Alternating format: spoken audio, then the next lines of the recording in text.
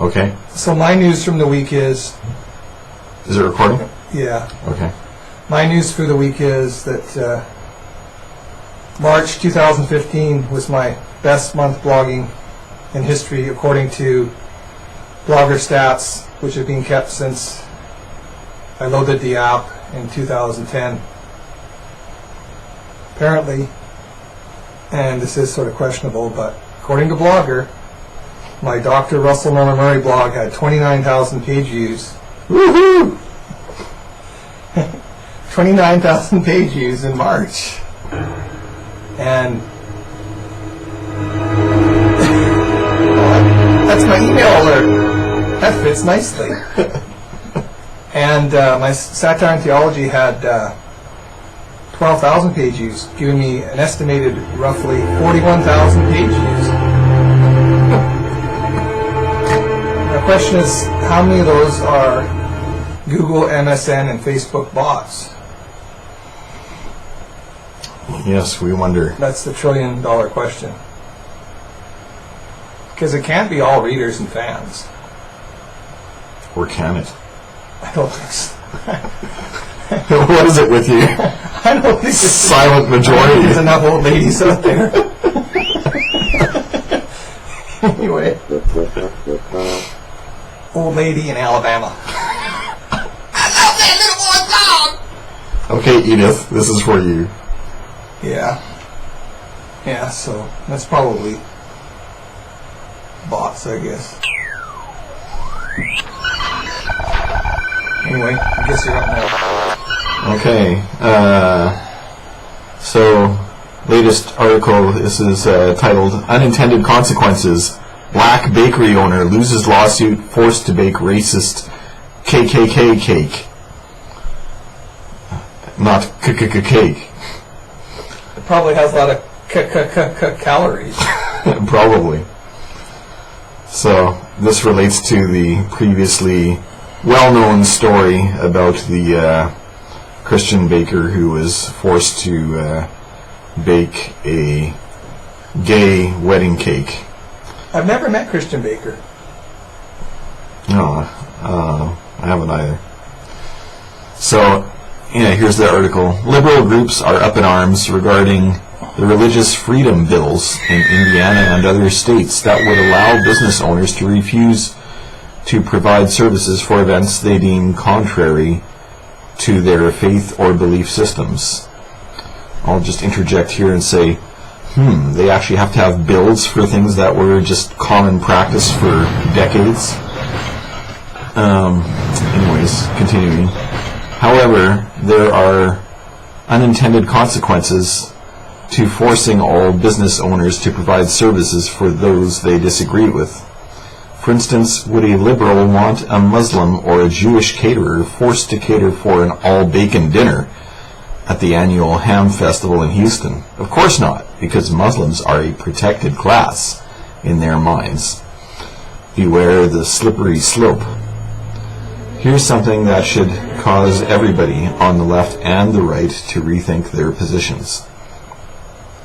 A Georgia court recently found that a bakery owner who happened to be black was guilty of discrimination because she refused to bake a racist cake for an upcoming KKK gathering. And this is not a joke.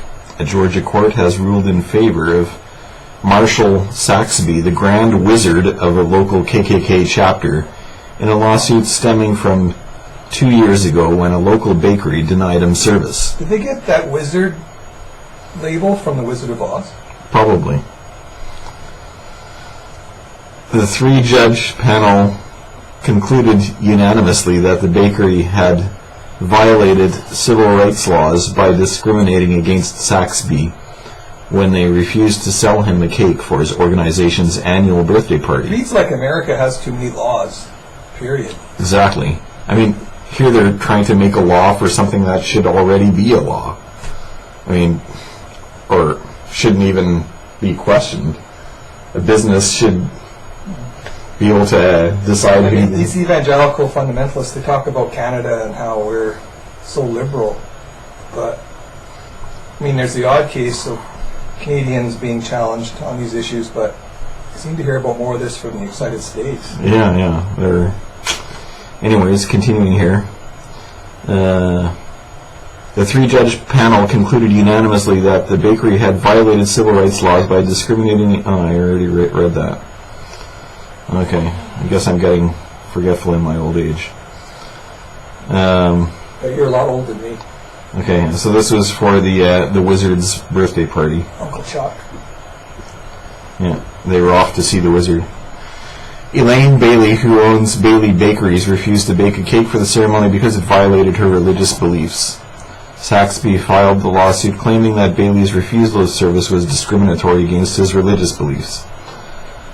This case is similar to the recent decision in New Mexico where a court has ruled that a photographer discriminated against a gay couple for refusing to provide them service.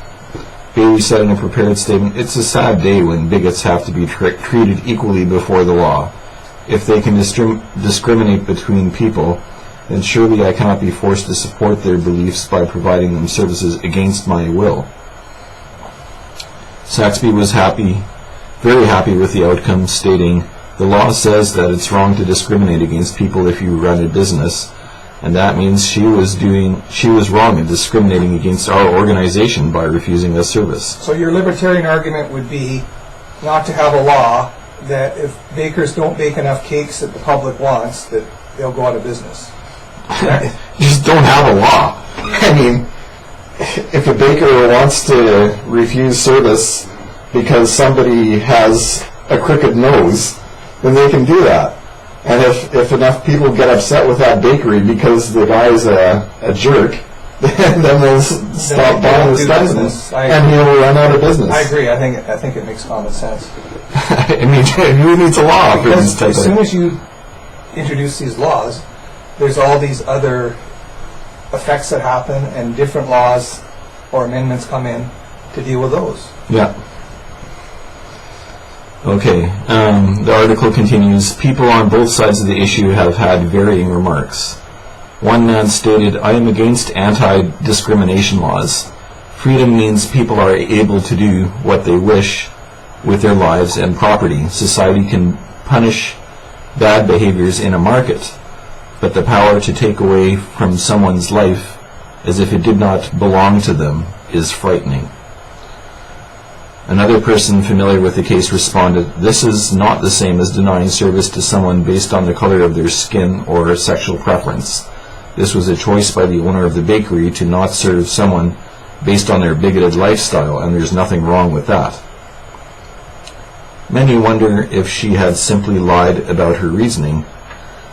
Would this have even been an issue? That leaves the question to the public. Do they want discrimination to happen out in the open where people can pinpoint it, or do they want it to operate in a cloaked manner where it happens but it's hard to tell who is doing it? Well, if as a baker you disagree with the philosophy, it shouldn't matter whether it's bigoted or not. Yeah. If you don't want to participate with it, as far as the decorating of the cake, and it's more than just happy birthday Joe, that should be an option. Yeah. I guess that's it. Thank you, Chuck. Yep.